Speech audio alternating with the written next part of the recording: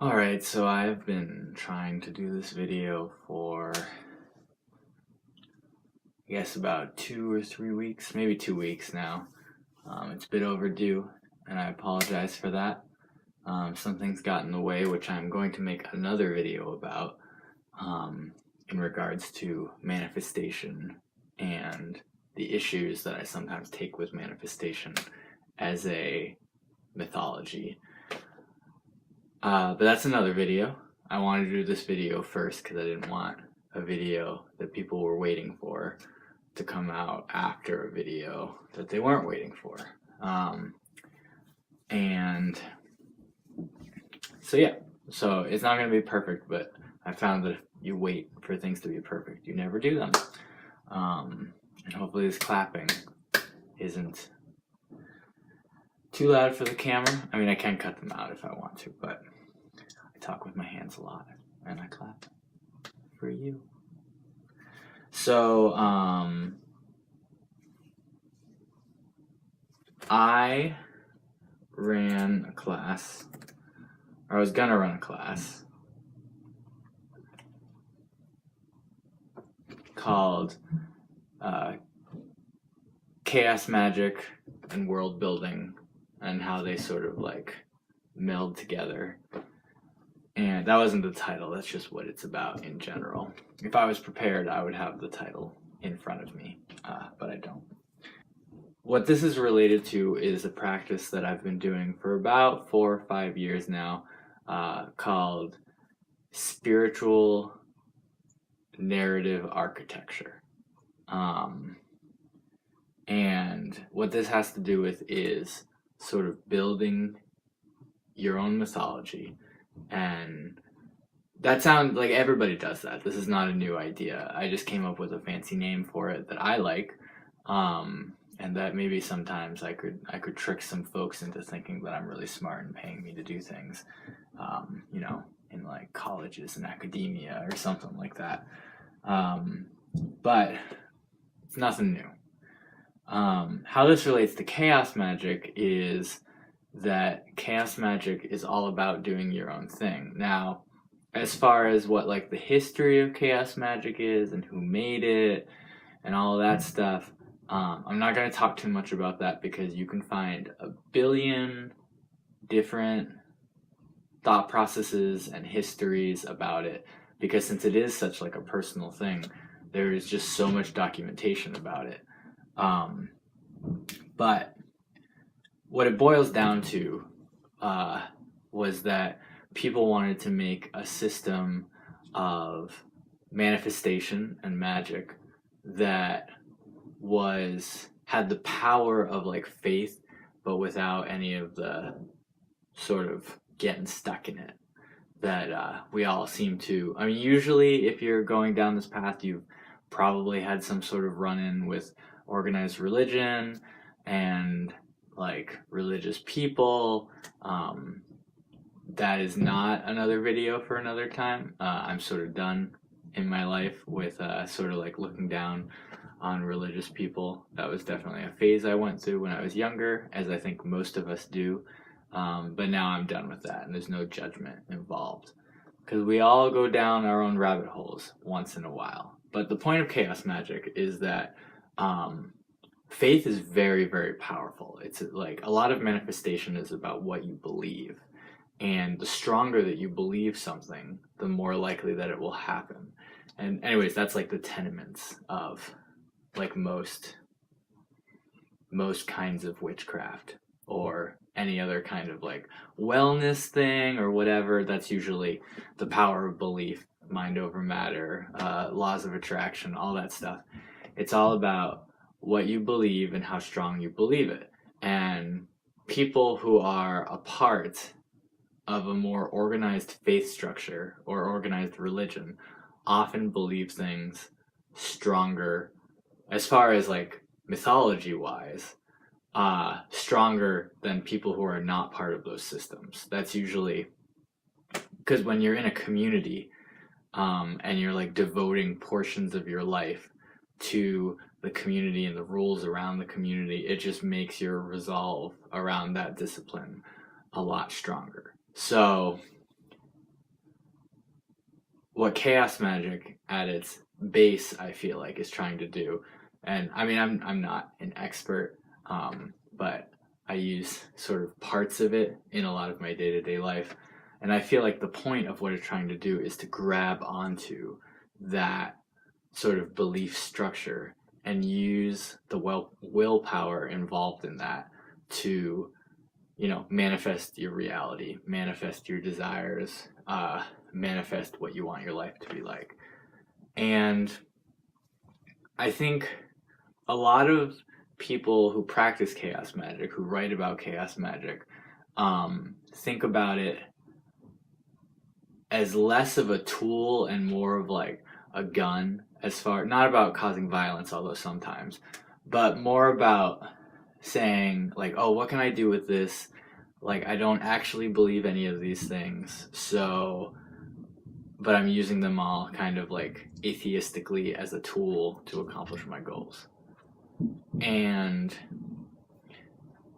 I feel like that's not the real power in it. The real power in it is having access to all of these things and the creativity to take systems that exist that maybe don't work for you and sort of reorganize them in ways like a Rubik's Cube or something until it becomes something that can be a part of you. And then you really do believe it. But it's everything that you made up, combined with like real life stuff, or not real life, but sort of common consciousness stuff. And I feel like that is like the strongest combination of belief, is sort of something that we have been given and something that we mold into our own. So it's like, that's us become like interacting with the world outside of us, to become something better. So there are lots of sort of common practices with chaos magic. The most common one really is the sigil, and what that is sort of like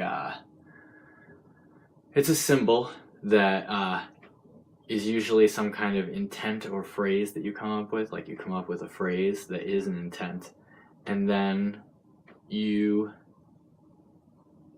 shrink it down into a symbol. And do I have an example of this? Well, let's see if I can. No, I can't do. Yes, I can.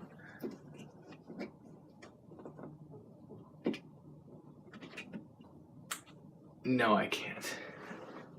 But you can look up sigils. I don't know why I'm looking around. So, anyways, there's a billion examples of sigils on the internet.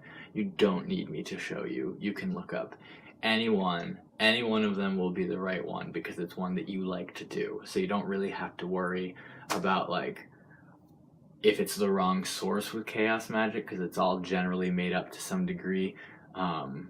So who cares? So this isn't about that.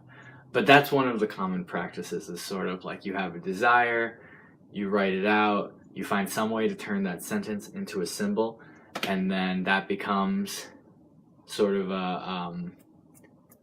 like an activator for you to make that desire manifest. Now, this is where we're going to start getting into some of the stuff that like I sort of believe, because, so let's say that you are doing research on sigils and you're trying to find the right way to do them, and there's 1,000 different ways to do them and you're not really sure which one, etc., etc. I think the fact that there are 1,000 ways to do it out there, and that people think that their way is the right way to do it, is actually like a beautiful thing in disguise, even though there's usually some arrogance involved with it. But it's more about that is an example of, instead of you sort of doing all this research to find the perfect way to do it or the right way to do it, if you look around until you find one, like a path to doing a sigil that makes you feel amazing and makes you feel really good and is fun and something that you think you could do like quite often sustainably, and then you say, so this is the one for me, and look at it as a path, like a reality tunnel that you can go down, that is the way that works. while also understanding that there are 100 other reality tunnels that people are going down, that they say this is the way to do it, and they are right in that cosmology. It's sort of that being able to not just see the other cosmologies, but see the other cosmologies, still feel that you are right in yours, but that also everybody else is right in theirs. And so that's a basic premise of sort of multiverse, but not like, the way that I'm thinking of it is not as like an alternate dimension or even another wavelength that has like a whole other set of us's in it. It's not that kind of dimension kind of deal. It's more about, you are designing your own cosmology and everything about it is correct, and you know it's correct, but you also know other cosmologies exist, and those ones are correct too in other places. And through spiritual meditation or whatever, you can go to those other places and see what it's like. That's kind of like a invoking, like, that's actually an interesting idea. I hadn't thought of that. The idea of invoking someone else's cosmology for a day and just sort of existing within it and then going back, but you still like believe it really strongly. Yeah. So anyways, moving on. A lot of it is also about designing how you do things. And when I talk a lot about like making everything up, it's actually a lot easier to start from something than from zero. So that's why a lot of this practice that I'm talking about, this form of chaos magic, which is not new but maybe new to you, is the idea of keeping your eye open of stuff that you like. And I'm not talking about rituals. Like, I'm not talking about finding rituals that you like and then doing them. I'm talking about finding things that... So an example of like a cosmology, mythology creation is that this is a conversation over Instagram that I had with a friend who many of you probably know if you're watching this video, Anna Joy from the Queer Wish podcast. And they were doing a sort of story about, I don't remember what it was about, but it ended with sort of a question towards people about the ethical sourcing of grave dirt. And this is a sort of common conversation in witchcraft stuff about what is sort of proper, like, can you get consent from the dead to use their dirt? Like, there are people down there. There's a lot that goes into it. If you want to find out more, you can Google like ethics of grave dirt for witchcraft or whatever. But you can read all about it, everyone's different opinions. But anyways, Anna was posing this question, not really saying that, I don't think it was like they were like looking to go do anything with it, but more about sort of just like hypothesizing. And my response was, well, if they're rich dead people, like if they're rich white dead people who sort of like exploited their surrounding community and got rich off of all the capitalist ways that you can be a mean person and get rich, then yeah, it's perfectly fine. And that was also, it was a hypothesis joke from me, so I also wasn't being super serious, and we were kind of joking back and forth. But then, genius that Anna Joy is, came back and was like, but by doing this, am I, like, if I go to these people's house, because they were like, I'm not going to do that, that's still kind of weird. If I'm going to go to these, you know, dead people's graves and take their grave dirt or ask for it or whatever they would do, some kind of very nice ritual probably, and used it to heal the community, then I'm healing their sort of wounds you know, healing them for the wrongs that they did, and to set them free by giving them this chance to take part in some non-capitalist community good. And that's one of those moments of sort of like genius storytelling in a personal mythology, because it's not like the idea of doing the actual ritual. Everyone does it, like of using, not everybody, but everybody uses dirt or dust or whatever, flames for their rituals, and some people use grave dirt and whatever. But so it's not an original idea, but the idea of sort of using it to heal by giving these like sort of spirits the chance to redeem themselves that's a very unique, especially personally close to Anna, because of their use of ancestral work and sort of their social justice background and ideals and all the good work that they do. That is such an Anna Joy thing. I had another example of my own, where I was watching a YouTube video by, I think it's Molly Roberts. Gotta look at my history. Gotta get this computer glare out of my eyes. Yeah, I was watching a video by Molly Roberts, Her Speak. It's up recently, called More Magic. And it was about like how to get more magic in your life every day. This is a witchy person who I follow on YouTube. And they were given a whole bunch of examples, like sort of like prayers while you're brushing your teeth and like other stuff, which is good, like finding little tiny ways to put more magic into your life by pairing up like witchy stuff and like brushing your teeth stuff together means that you're doing more of it in a day. You should watch the video so you can see. But there was a throwaway line. I don't remember what the magical action was, but it was in order to sort of like get rid of anxieties and stuff about things happening. And they had this throwaway line. It was just kind of like something fabulous that they had said in 2 seconds that wasn't part of like the larger narrative of anything. It was just a phrase.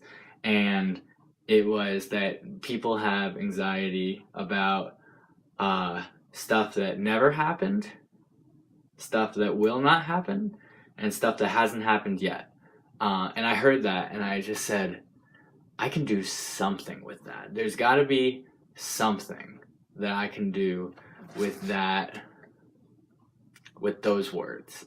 So I came up with this idea of sort of a summoning, that I think that the technique that she was talking about was coming up with like a magical word that you could use to sort of like get out of that anxiety hamster wheel, was the words that she used, because she's fabulous. So coming up with a word to deal with these things. So I took that idea for a small little ritual that she had, and I thought, what can I do with that? So we're saying a word, and we're saying 3 things. So what could they be? So I thought, okay, so I extended the words from never happened, will not happen, and hasn't happened yet, to changed it to that which never happened, that which will not happen, and that which hasn't happened yet. And now I thought, okay, those are like titles. So what are they? Are they spirits? Is this like a 3 fates kind of situation of like the 3 fates of Norse mythology that sort of like spin the web of fate kind of and deal with fate and like cut the strings? I don't know if that was the 3 fates. I think that might be Greek or something, but it's all, you know, it's all the same but different. And so I thought, is this sort of a power word, like a power summoning invoking word, to sort of summon these 3 spirits to help you deal with those feelings? Or is the word banishing hex and these three phrases are like ghosts, or they're spirits that represent elemental anxiety energies. Like if that which never happened was a type of elemental anxiety energy that could like float around you, or that which will not happen is like a clump of anxiety elemental energy that like kind of clings to you or floats around you. See, you can assign like shapes and feelings to them. And so is it a banishing word that then banishes these types of spirits and energies from you? And that's sort of that's like a way that you can like look at this one like simple phrase that is then turned into a ritual. But what does the ritual do? Like, just the idea of saying like, oh, saying this word will get rid of the anxiety. But thinking about like, why does it do that? Like, are you summoning something? Are you pushing something away? Is something helping you to do this? Is it a part of you, like the inner part of you that's like the best part of you that's coming out and taking care of the problem with you, like taking care of the problem for you? So these are all things to think about, and that's an example, like another example of taking like just a small thing and just writing about it, and using that sort of creative writing process to embellish and expand upon something. And sometime down the road, I might hear another thing that then I start like to blossom into this personal cosmology that intersects with this in some way. Like for instance, so like when we're thinking about spirits, we think about how just that we maybe worship them, we have an altar for them, we light a candle for them. Sometimes we'll have like ideas about them, about like, oh, she's fickle, or like, oh, they're mean, or whatever, or like, oh, they're like strict on me, or whatever. But going like deeper than that and figuring out like all these different things about them. Like for instance, okay, so recently I had a really great inspiration from one of my favorites, who I've talked on this channel about. But Lucian M. Stephenson came out with this book called An Ode to Divine and Dirt. And it's beautiful. It's got super beautiful art. And it's just the whole, it's what I'm talking about. It was great to see someone else come out with a book that was sort of not representative of what I believe, but representative of how I got to what I believe on a totally different path. And that was great. But there is a god in here. So there's a whole bunch of art, and each art is like a god or a spirit, and sort of explains about them and their personality and their elements and all this other stuff. So this I'm not going to try to pronounce, because not my spirit, not my cosmology, don't want to screw it up. And you can buy the book if you want to know. But something that they said is, for his favor, for this god's favor, they enjoy the last beverage on the eve of the year, and you're first in the next. So that, I thought that was the coolest thing. That's like one of the coolest things that I've ever read.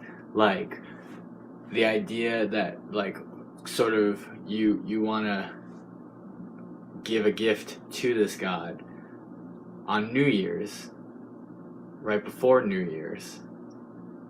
You take a drink, offer it to the god.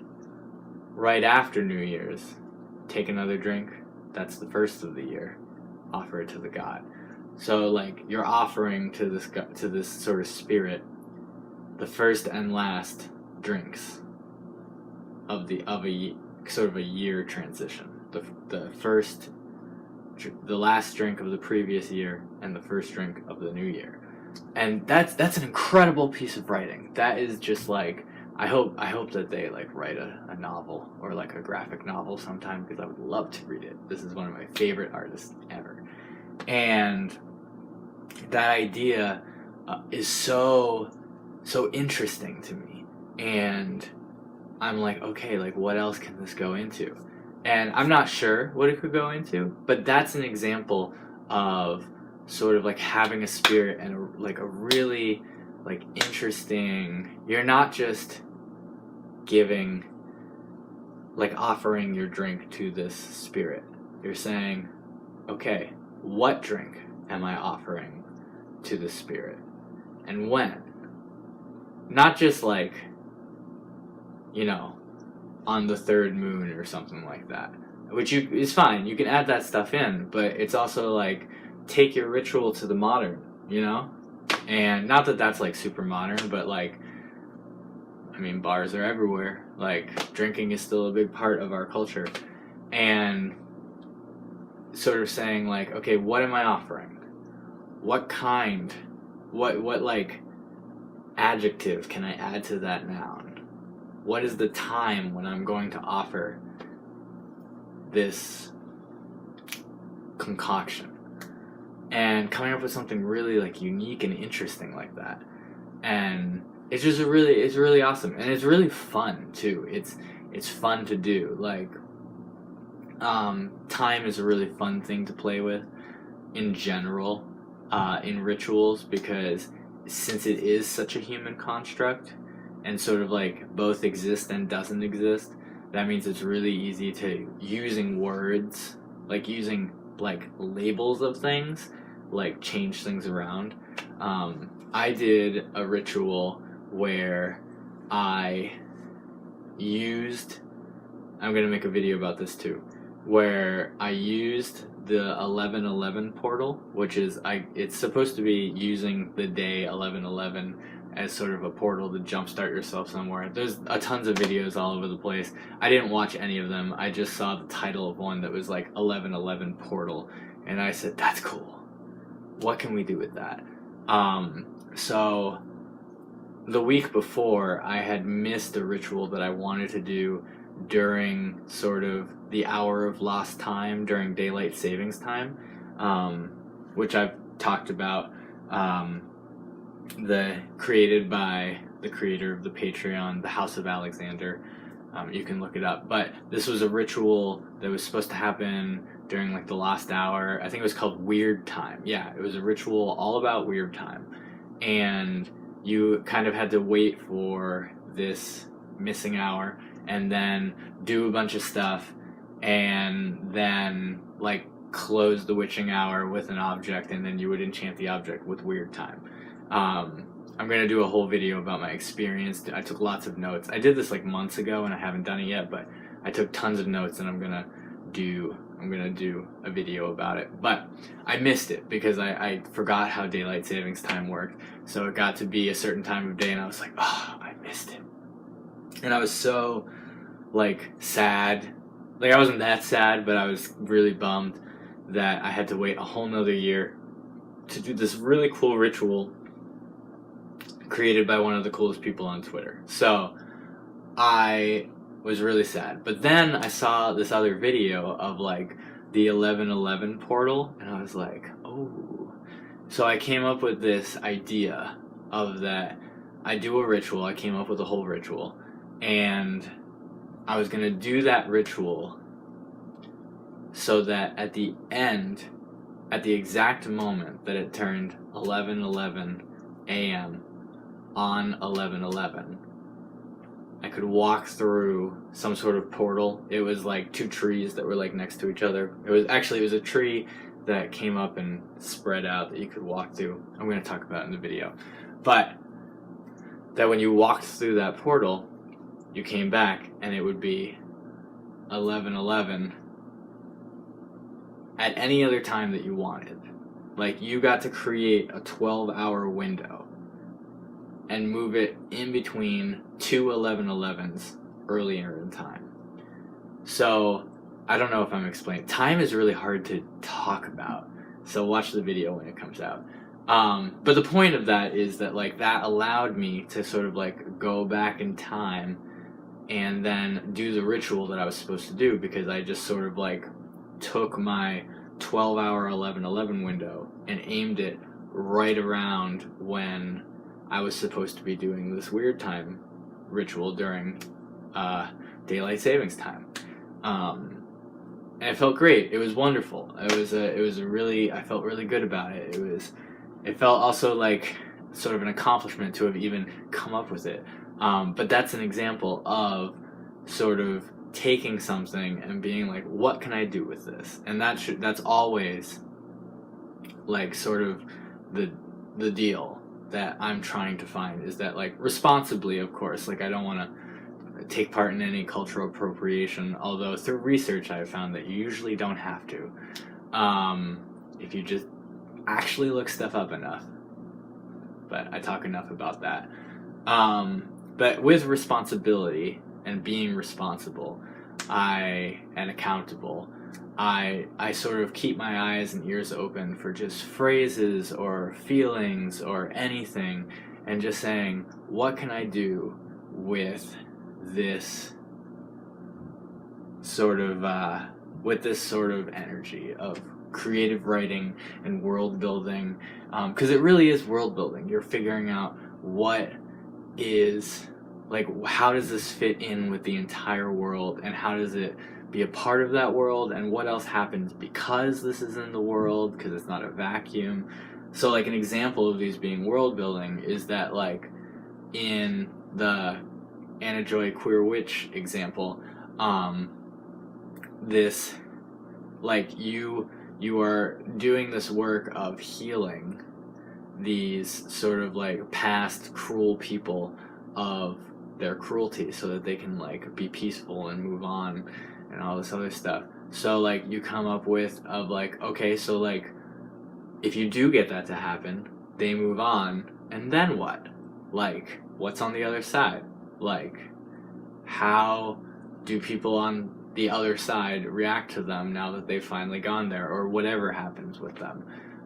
Going beyond that and saying, okay, so like how does that affect our world? Like people in the afterlife who are sort of, how do they view us who are still here, who like don't have these access to like otherworldly information infinitely like they do? Or do they even have access to knowledge infinitely just because they died? Like there's a whole lot of questions that could come out of that. The example of the words that I took from her speak, that which never happened, that which will not happen, and that which hasn't happened yet. So these are spirits. What are they like? Like, how are they different from like the three fates or like the three weavers or anything like that? Like, what do they want? Like, they don't just exist. Like, if they are beings, they don't just exist to act as our figments of our imagination. What do they want? Like, what can you give them? I had some questions sort of here. Are they energy to serve, or are they energy to befriend? An energy to enlist?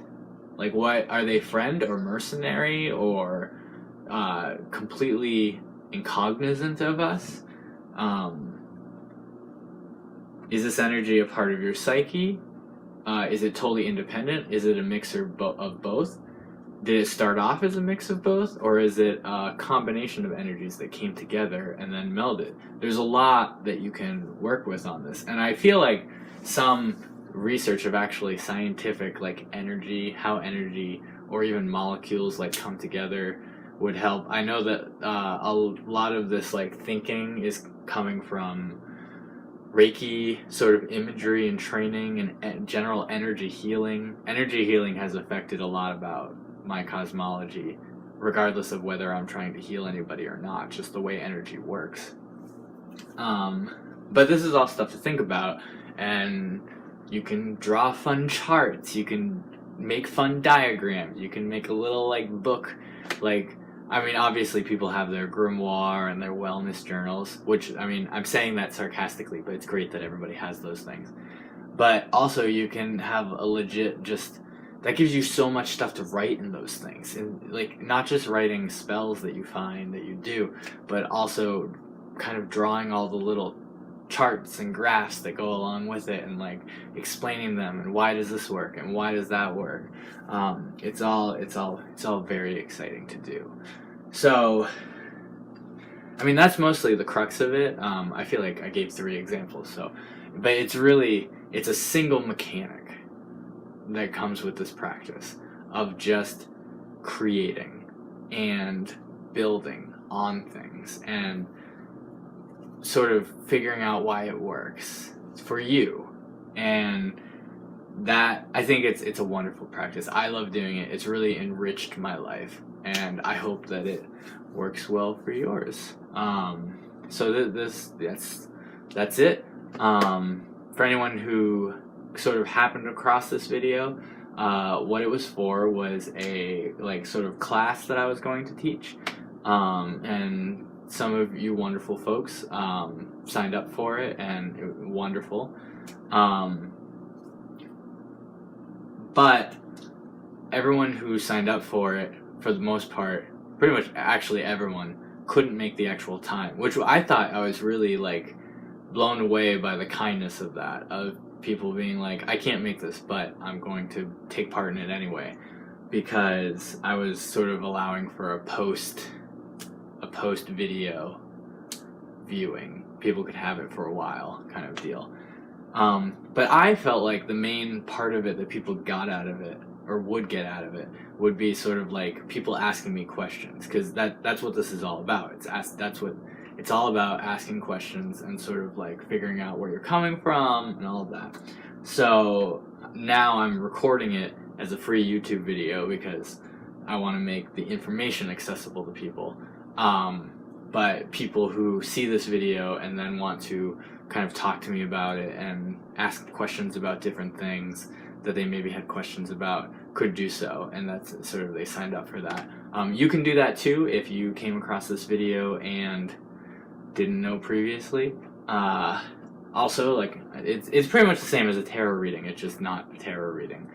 But you can get in touch too if you have questions about anything or about any the rest of my channel. I do readings and sort of like consultations in spiritual narrative architecture.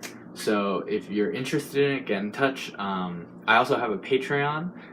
If you like sort of me talking and you check out other videos and like me talking more, the Patreon is sort of a big humble bug of stuff that I do, ranging from tarot to a lot of music. It's usually EP, like a new music EP, at least every other month, including an entire like sort of extended director's cut of my most recent album, Neptune in Babylon. There's about 8 or 9 more songs that didn't make the album, but are still fully part of like the concept of it. But that's not what this video is about. So there's lots of different ways you can get in touch with me. I'm on all the things. It's just everywhere you're ever going to find it. Instagram, etc. is the @ or whatever, and then RUUNE with 2 U's and Magick with an extra K at the end. RUUNE Magick. And that's it. If you have any questions, please get in touch.